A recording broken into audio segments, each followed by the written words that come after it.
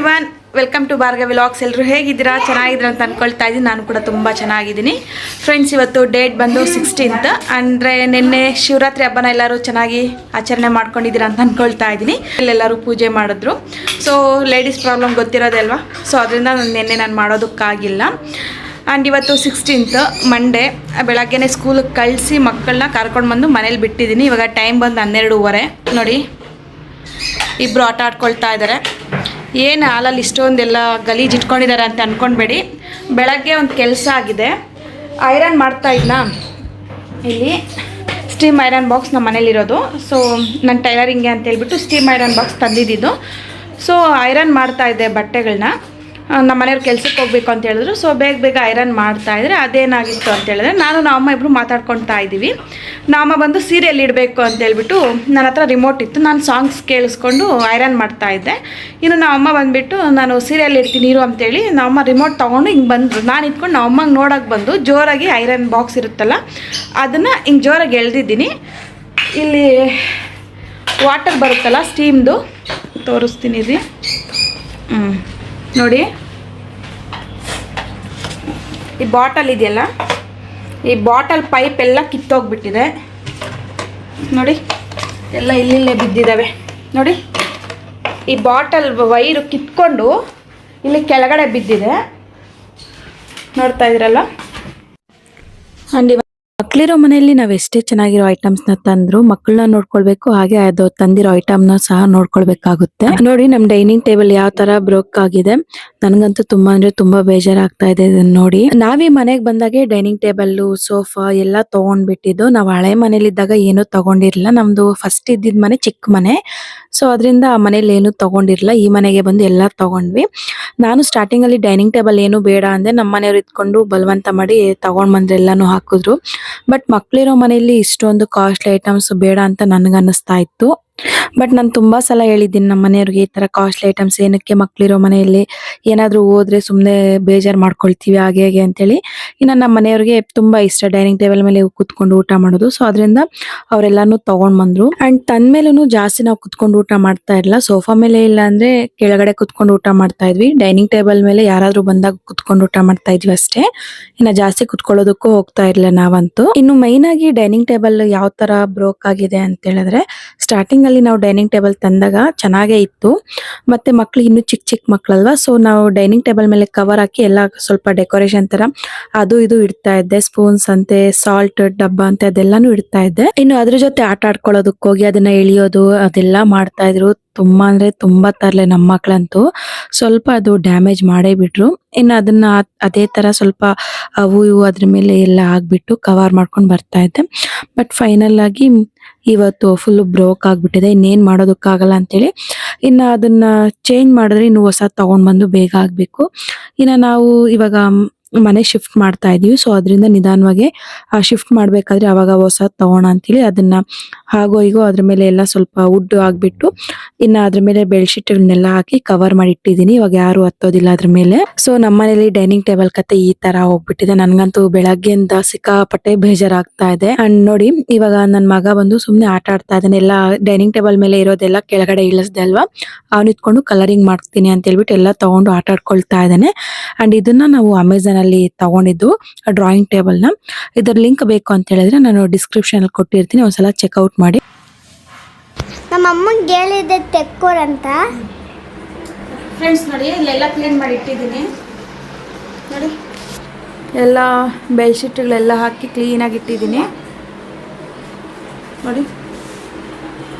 ಎಲ್ಲ 3-4 ಹಾಕಿಟ್ಟಿದ್ದೀನಿ, ಯಾಕಂದರೆ ಮಕ್ಕಳು ಮತ್ತೆ ಹತ್ತಿದ್ರೆ ಕಾಲಿಡ್ತಾರಲ್ಲ. ಸೊ ಅದರಿಂದ ಎಲ್ಲ ಕ್ಲೀನ್ ಮಾಡಿ ಇಟ್ಟಿದ್ದೀನಿ ನೋಡಿ. ನೋಡಿ, ಅಷ್ಟು ಕಾಣಿಸೋದಿಲ್ಲ ನೋಡಿ. ಈ ಥರ ಕಟ್ಟಾಗ್ಬಿಟ್ಟಿದೆ, ಈ ಥರ ಕಟ್ಟಾಗ್ಬಿಟ್ಟಿರೋದು. ಒಂದೊಂದು ವಸ್ತುಗಳನ್ನ ನಾವು ಮೂಲೆಗೆ ಹಾಕ್ಬಿಟ್ಟಿರ್ತೀವಿ, ಅದು ಟೈಮ್ ಬಂದಾಗೆ ನಾವು ಯೂಸ್ ಮಾಡ್ಕೊಳ್ಬೇಕಾಗುತ್ತೆ. ಇದು ಅಷ್ಟೇ ನೋಡಿ, ನಾವು ಥ್ರೆಡ್ಮಿಲ್ನ ನಾವು ಹಳೆ ಮನೇಲಿದ್ದಾಗ ಜಾಸ್ತಿ ಯೂಸ್ ಮಾಡ್ತಾ ಇದ್ವಿ. ಇವಾಗ ಈ ಮನೆಗೆ ಬಂದಮೇಲೆ ನಾವು ಈ ಕಡೆ ಡೈನಿಂಗ್ ಟೇಬಲ್ ಸೈಡ್ ಆಗ್ಬಿಟ್ಟಿದೀವಿ, ಎಲ್ಲೂ ಜಾಗ ಇಲ್ಲ ಅಂತ ಹೇಳ್ಬಿಟ್ಟು. ತುಂಬಾ ಅಂದ್ರೆ ತುಂಬಾ ವರ್ಷನೇ ಆಯ್ತು, 2 ಇಯರ್ಸ್ ಆಯ್ತು ನಾವು ಇದನ್ನ ವರ್ಕೌಟ್ ಮಾಡಿ ಮೂಲೆಗೆ ಇಟ್ಟಿರೋದ್ರಿಂದ ಅದು ವರ್ಕೌಟ್ ಮಾಡೋದಕ್ಕೆ ನಮಗೆ ಆಗ್ತಾ ಇಲ್ಲ. ಸೊ ಡೈನಿಂಗ್ ಟೇಬಲ್ ಹತ್ರ ಎಲ್ಲ ಕ್ಲೀನ್ ಮಾಡಿರೋದಕ್ಕೆ ಈ ಥ್ರೆಡ್ ಮಿಲ್ ಅನ್ನು ಸ್ವಲ್ಪ ಎಲ್ಲ ಕ್ಲೀನ್ ಮಾಡಿ ಇಡ್ತಾ ಇದ್ದೀನಿ. ಸ್ವಲ್ಪ ಧೂಳೆಲ್ಲ ಜಾಸ್ತಿನೇ ಇತ್ತು ಅದ್ರ ಮೇಲೆ. ಸೊ ಎಲ್ಲ ಕ್ಲೀನ್ ಮಾಡಿ ಇಡ್ತಾ ಇದ್ದೀನಿ. ಅದು ವರ್ಕ್ ಆಗುತ್ತೋ ಇಲ್ವೋ, 2 ಇಯರ್ಸ್ ಆಯ್ತಲ್ಲ ನಾವು ಯೂಸ್ ಮಾಡಿ, ವರ್ಕ್ ಆಗುತ್ತೋ ಇಲ್ವೋ ಅಂತೇಳಿ ಒಂದ್ಸಲ ಚೆಕ್ ಮಾಡ್ತಾ ಇದ್ದೆ. ತುಂಬಾ ಚೆನ್ನಾಗಿ ವರ್ಕ್ ಆಗ್ತಾ ಇದೆ. ಸೊ ಅದರಿಂದ ನೆಕ್ಸ್ಟ್ ಟೈಮ್ ಇನ್ನ ಮಾರ್ನಿಂಗ್ ಬೇಗ ಎದ್ದೊಳ್ತೀನಲ್ವಾ, ಸೊ ಅದರಿಂದ ವರ್ಕೌಟ್ ಮಾಡೋದಕ್ಕೂ ಈಸಿ ಆಗುತ್ತೆ ಅಂತ ಹೇಳ್ಬಿಟ್ಟು ಎಲ್ಲ ರೆಡಿ ಮಾಡ್ಕೊಳ್ತಾ ಇದ್ದೀನಿ ಅಷ್ಟೇ ನಾನಂತೂ. ಅಂಡ್ ಇದೆಲ್ಲ ಡೈನಿಂಗ್ ಟೇಬಲ್ ಮೇಲೆ ಇಟ್ಟಿದ್ದು ನೋಡಿ, ಎಷ್ಟು ಅಂದ್ರೆ ಎಷ್ಟು ಗಲೀಜಿದೆ. ಇದನ್ನೆಲ್ಲ ತಗೊಂಡೋಗಿ ಡೈನಿಂಗ್ ಟೇಬಲ್ ಮೇಲೆನೆ ಇಡ್ತಾ ಇದ್ವಿ. ಮಕ್ಕಳು ಅಷ್ಟೇ ಪ್ರತಿಯೊಂದು ಸಿಕ್ಕಿರೋದೆಲ್ಲ ಡೈನಿಂಗ್ ಟೇಬಲ್ ಮೇಲೆ ಇಡ್ತಾ ಇದ್ರು. ಸೊ ನಾನು ಇವಾಗೆಲ್ಲ ಸೆಟ್ರೇಟ್ ಮಾಡ್ತಾ ಇದ್ದೀನಿ, ಏನೇನು ಇಡಬೇಕು ಏನೇನು ಇಡಬಾರ್ದು ಅಂತೇಳಿ. ಇನ್ನು ಜಾಸ್ತಿ ಊಟ ಮಾಡೋದಿಲ್ಲ ಅಲ್ವಾ, ಸೊ ಪೆನ್ಸ್ ಅಂತೆ ಅದು ಇದು ಚಿಕ್ಕ ಪುಟ್ಟ ಇಡ್ತೀವಿ ಅಷ್ಟೇ, ಇನ್ನು ಜಾಸ್ತಿ ಇಡೋದಕ್ಕೆ ಹೋಗಲ್ಲ, ಇನ್ನು ಜಾಸ್ತಿ ಕುತ್ಕೊಳ್ಳೋದಕ್ಕೆ ಹೋಗಲ್ಲ ಅದ್ರ ಮೇಲೆ. ಆ್ಯಂಡ್ ಔಟ್ಸೈಡ್ ಬಂದಿದ್ದೀನಿ. ಆ್ಯಂಡ್ ನೋಡಿ, ಒಂದು ಏರ್ ಮಾಸ್ಕ್ ಹಾಕ್ಕೊಳ್ಬೇಕು ಅನ್ಕೊತಾ ಇದ್ದೀನಿ. ಆ್ಯಂಡ್ ನಾನು ರೆಗ್ಯುಲರಾಗಿ ಯೂಸ್ ಮಾಡೋದೇ ನಾನು ಏರ್ ಮಾಸ್ಕ್ನ ನಿಮ್ಮ ಹತ್ರನೂ ಶೇರ್ ಮಾಡ್ಕೊಳ್ತೀನಿ ಅಷ್ಟೇ. ಜಾಸ್ತಿ ಮತ್ತು ಇದಾಕ್ಕೊಳ್ತಾ ಇದ್ದೆ, ಹೆನ್ನ ಹಾಕ್ಕೊಳ್ತಾ ಇದ್ದೆ. ಡ್ಯಾಂಡ್ರಫ್ ಜಾಸ್ತಿ ಆಗ್ತಾಯಿತ್ತು ನನಗಂತೂ, ಸಿಕ್ಕಾಪಟ್ಟೆ ಡ್ಯಾಂಡ್ರಫ್ ಆಗ್ತಾಯಿತ್ತು. ಸೊ ಅದನ್ನು ಕಂಟ್ರೋಲ್ ಮಾಡೋದಕ್ಕೆ ನಾನು ಬರೀ ಏರ್ ಮಾಸ್ಕ್ ಒಂದು ಯೂಸ್ ಮಾಡ್ತಾ ಇದ್ದೀನಿ ಅಷ್ಟೇ. ತುಂಬ ನನಗೆ ಹೆಲ್ಪ್ ಆಯಿತು. ಡ್ಯಾಂಡ್ರಫ್ ಇವಾಗ ಇಲ್ಲವೇ ಇಲ್ಲ ನೋಡಿ, ಕಾಣಿಸ್ತಿದೆಯಾ? ವೈಟ್ ಏರ್ಸ್ ಬಂದಿದೆ ಬಿಟ್ಟು ನನಗೆ ಡ್ಯಾಂಡ್ರಫ್ ಎಲ್ಲೂ ಇಲ್ಲ.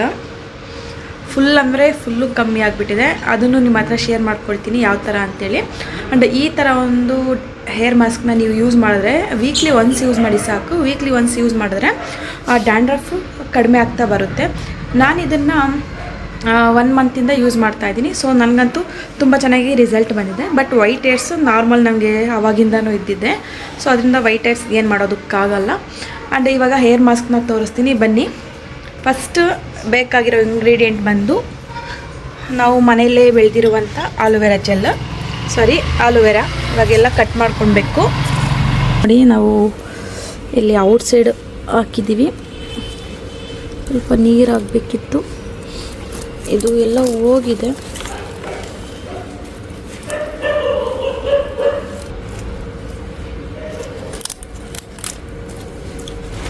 ಇದು ಒಂದು ಆಲೋವೆರಾನ ತೊಗೊಂಡು ಬಂದಿದ್ದೀನಿ. ಇವಾಗ ಇದರಲ್ಲಿ ಏನು ಮಾಡಬೇಕು ಅಂತೇಳಿ ತಿಳಿಸ್ಕೊಡ್ತೀನಿ ಬನ್ನಿ. ಊರಿಂದ ನಾನು ದಾಸವಾಳದ ಎಲೆ ಮತ್ತು ಹೂವನ್ನ ತಂದಿದ್ದೆ. ಸೊ ಅದನ್ನು ಎಲ್ಲ ಸ್ವಲ್ಪ ಸ್ವಲ್ಪನೇ ತಗೊಳ್ತಾ ಇದ್ದೀನಿ, ಜಾಸ್ತಿ ಏನು ಯೂಸ್ ಮಾಡ್ತಾ ಇಲ್ಲ. ಯಾಕೆಂದರೆ ಇನ್ನೂ ಸ್ವಲ್ಪ ಏರ್ ಆಯಿಲ್ನ ಮಾಡೋದಕ್ಕೆ ಅಂತೇಳಿ ಎತ್ತಿಟ್ಕೊಳ್ತಾ ಇದ್ದೀನಿ. ಇವಾಗ ಆಲೋವೆರಾನ ಬಂದು ಸಣ್ಣ ಸಣ್ಣ ಪೀಸಾಗಿ ಕಟ್ ಮಾಡ್ಕೊಳ್ತಾ ಇದ್ದೀನಿ. ಇನ್ನು ಆಲೋವೆರಾಯಿಂದ ನಮ್ಗೆ ಎಷ್ಟು ಬೆನಿಫಿಟ್ ಸಿಗುತ್ತೆ ಅಂತಲೇ ಎಲ್ಲರಿಗೂ ಗೊತ್ತು. ಹೇರ್ಸ್ಗೆ ಯೂಸ್ ಮಾಡ್ತಾರೆ, ಸ್ಕಿನ್ಗೆ ಯೂಸ್ ಮಾಡ್ತಾರೆ, ಪ್ರತಿಯೊಂದಕ್ಕೂ ಯೂಸ್ ಮಾಡ್ತಾರೆ. ಆ್ಯಂಡ್ ಈಗಿನ ಕಾಲದಲ್ಲಂತೂ ಆಲೋವೆರಾ ಜೆಲ್ನ ಕುಡಿಯೋದನ್ನು ಸ್ಟಾರ್ಟ್ ಮಾಡಿದ್ದಾರೆ, ಯಾಕೆಂದರೆ ಹೆಲ್ತ್ಗೆ ತುಂಬಾ ಒಳ್ಳೆಯದು ಅಂತೇಳಿ. ಇನ್ನು ತಲೆ ಚರ್ಮಕ್ಕೆ ತಂಪು ನೀಡುತ್ತೆ, ಡ್ಯಾಂಡ್ರಫ್ ಕಡಿಮೆ ಮಾಡೋದಕ್ಕೆ ಆಲೋವೆರಾ ಬೆಸ್ಟ್ ಅಂತಲೇ ಹೇಳ್ಬೋದು. ಇನ್ನು ಆಲೋವೆರಾನ ಯೂಸ್ ಮಾಡೋದ್ರಿಂದ ಹೇರ್ಸ್ ಎಲ್ಲ ಸ್ಮೂತ್ ಆಗುತ್ತೆ, ಹಾಗೆ ಶೈನಿಂಗ್ ಕೂಡ ಕೊಡುತ್ತೆ ಆಲೋವೆರಾನ ಯೂಸ್ ಮಾಡೋದ್ರಿಂದ. ಸೊ ಅದರಿಂದ ನಾನು ಫಸ್ಟ್ನೇದಾಗಿ ಆಲೋವೆರಾನೇ ತಗೊಳ್ತಾ ಇದ್ದೀನಿ. ಆ್ಯಂಡ್ ನೋಡಿ, ಈ ಥರ ಚಿಕ್ಕ ಚಿಕ್ಕ ಪೀಸಾಗಿ ಕಟ್ ಮಾಡಿ ಇಟ್ಕೊಂಡಿದ್ದೀನಿ. ಈ ಥರ ಪೀಸಾಗಿ ಕಟ್ ಮಾಡ್ಕೊಳ್ಬೇಕು. ನೋಡಿ ಎಷ್ಟು ಚೆನ್ನಾಗಿ ಕಾಣಿಸ್ತಾ ಇದೆ ನೋಡೋದಕ್ಕೆ. ಈ ಥರ ಕಟ್ ಮಾಡಿ ಇಟ್ಕೊಳ್ಬೇಕು. ನೆಕ್ಸ್ಟ್ 2 ಟೇಬಲ್ ಸ್ಪೂನ್ ಆಗುವಷ್ಟು ಮೊಸರು, ಹಾಗೆ 1 ಟೇಬಲ್ ಸ್ಪೂನ್ ಆಗುವಷ್ಟು ಕೊಬ್ಬರಿ ಎಣ್ಣೆನ ತೊಗೊಂಡಿದ್ದೀನಿ. ಹಾಗೆ ಇದಕ್ಕೆ ನೋಡಿ ಚೆನ್ನಾಗಿ ನೀರಲ್ಲಿ ವಾಶ್ ಮಾಡಿ ಇಟ್ಕೊಂಡಿದ್ದೀನಿ ಎಲೆಗಳು, ಇವನ್ನ ತಗೊಳ್ತಾ ಇದ್ದೀನಿ. ಆ್ಯಂಡ್ 2 ಹೂವನ್ನ ತಗೊಳ್ತಾ ಇದ್ದೀನಿ ಅಷ್ಟೇ. ಇವಾಗ ಯಾವ ಥರ ಪ್ರಿಪೇರ್ ಮಾಡ್ಕೊಳ್ಬೇಕು ಹೇರ್ ಮಾಸ್ಕ್ನ ಅಂತ ತೋರಿಸ್ತಾ ಇದ್ದೀನಿ ನೋಡಿ ಫ್ರೆಂಡ್ಸ್. ಇದು ಬಂದು ದಾಸವಾಳದ ಎಲೆ ಆಗಿ ಹೂವನ್ನ ತೊಗೊಂಡಿದ್ದೀನಿ ನಾನು. ನೋಡಿ ಕ್ಲೀನ್ ಮಾಡ್ಕೊಂಡಿದ್ದೀನಿ. ನೋಡಿ ಇದ್ರ ಮೇಲೆ ಎಲ್ಲ ಚಿಕ್ಕ ಚಿಕ್ಕ ಗಲೀಜು ಥರ ಇರುತ್ತೆ ನೋಡಿ, ಮಣ್ಣು ಈ ಥರ ಎಲ್ಲನೂ. ಸೊ ಅದೆಲ್ಲ ಆಚೆ ಬಂದುಬಿಟ್ಟಿದೆ ನೋಡಿ. ಈ ಥರ ಎಲ್ಲ ಕ್ಲೀನ್ ಮಾಡ್ಕೊಳ್ಬೇಕು ಎಲೆನ. ಇನ್ನು ತಗೊಂಡಿರುವ ಇಂಗ್ರೀಡಿಯೆಂಟ್ಸ್ನೆಲ್ಲನೂ ಒಂದು ಮಿಕ್ಸಿ ಜಾರ್ ಒಳಗಡೆ ಹಾಕೊಂಡು ಚೆನ್ನಾಗಿ ಗ್ರೈಂಡ್ ಮಾಡ್ಕೊಳ್ಬೇಕು, ಸ್ಮೂತ್ ಪೇಸ್ಟ್ ಆಗೋ ತರ ಗ್ರೈಂಡ್ ಮಾಡ್ಕೊಳ್ಬೇಕು. ನಾನಿಲ್ಲಿ ನ್ಯಾಚುರಲ್ ಹೇರ್ ಮಾಸ್ಕ್ ನ ತೋರಿಸ್ತಾ ಇರೋದ್ರಿಂದ ನಮ್ಗೆ ಯಾವುದೇ ಸೈಡ್ ಎಫೆಕ್ಟ್ ಆಗೋದಿಲ್ಲ. ಇದರಲ್ಲಿ ಆಲೋವೆರಾ, ದಾಸವಾಳ ಎಲೆ, ದಾಸವಾಳದ ಹೂವು, ಸ್ವಲ್ಪ ತೆಂಗಿನ ಎಣ್ಣೆ, ಹಾಗೆ ಮೊಸರು ಎಲ್ಲ ಇರೋದ್ರಿಂದ ನಮ್ಗೆ ಯಾವುದೇ ಸೈಡ್ ಎಫೆಕ್ಟ್ ಆಗೋದಿಲ್ಲ. ನಾನು 1 ಮಂತಿಂದ ಯೂಸ್ ಮಾಡಿ ಅದರಿಂದ ರಿಸಲ್ಟ್ ಬಂದಿರೋದಕ್ಕೆ ನಿಮ್ಮ ಹತ್ರ ಶೇರ್ ಮಾಡ್ಕೊಳ್ತಾ ಇದ್ದೀನಿ.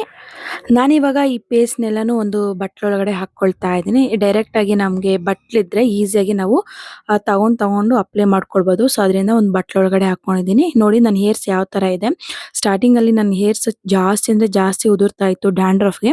ಈ ನಡುವೆ ತುಂಬ ಅಂದರೆ ತುಂಬ ಕಡಿಮೆ ಆಗಿದೆ. ನೋಡಿ ಇವಾಗ ನಾನು ಇದನ್ನೆಲ್ಲ ಸ್ವಲ್ಪನೇ ತಲೆ ಬುಡಕ್ಕೆ ಹಚ್ಕೊಂಡು ಹೇರ್ಸ್ಗೂ ಅಪ್ಲೈ ಮಾಡ್ಕೊಳ್ತೀನಿ.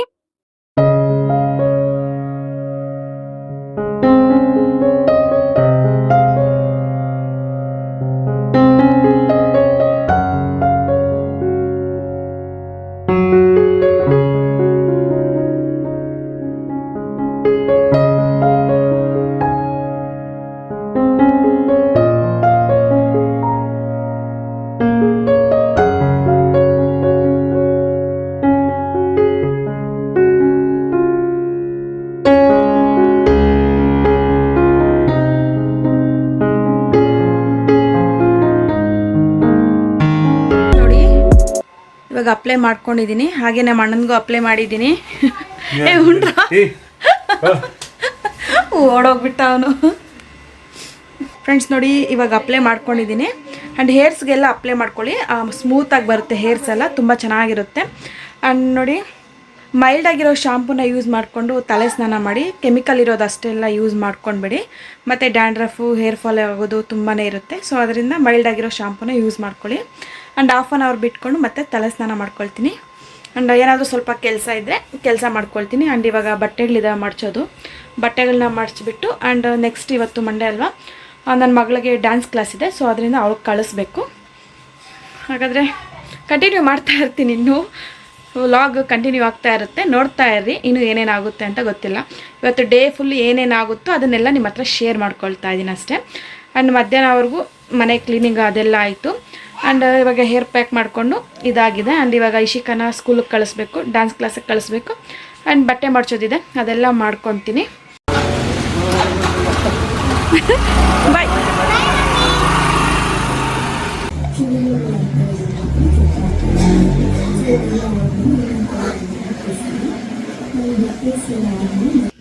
ಸೊ ಫ್ರೆಂಡ್ಸ್ ಚೆನ್ನಾಗಿ ಡ್ರೈ ಆಗಿದೆ. ಇವಾಗ ಮೈಲ್ಡ್ ಶಾಂಪೂನ ಯೂಸ್ ಮಾಡಿಕೊಂಡು ನಾನು ಹೇರ್ ವಾಶ್ನ ಮಾಡ್ಕೊಳ್ತೀನಿ.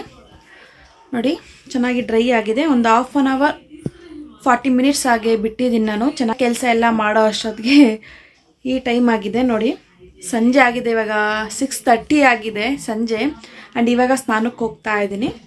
ಇನ್ನು ನಮ್ಮ ಮನೆಯವ್ರ ಕೆಲಸದಿಂದ ಬಂದಿಲ್ಲ. ಅವ್ರು ಬಂದಿದ್ದ ತಕ್ಷಣ ಪೂಜೆ ರೂಮ್ಗೆ ಹೊರಟೋಗ್ಬಿಡ್ತಾರೆ. ಸೊ ಅದರಿಂದ ಅವ್ರು ಬರೋ ಅಷ್ಟರಲ್ಲಿ ನಾನು ಬೇಗ ಸ್ನಾನ ಮಾಡಿಕೊಂಡು ಬರ್ತೀನಿ. ಓಕೆ, ಮತ್ತೆ ಸಿಗ್ತೀನಿ.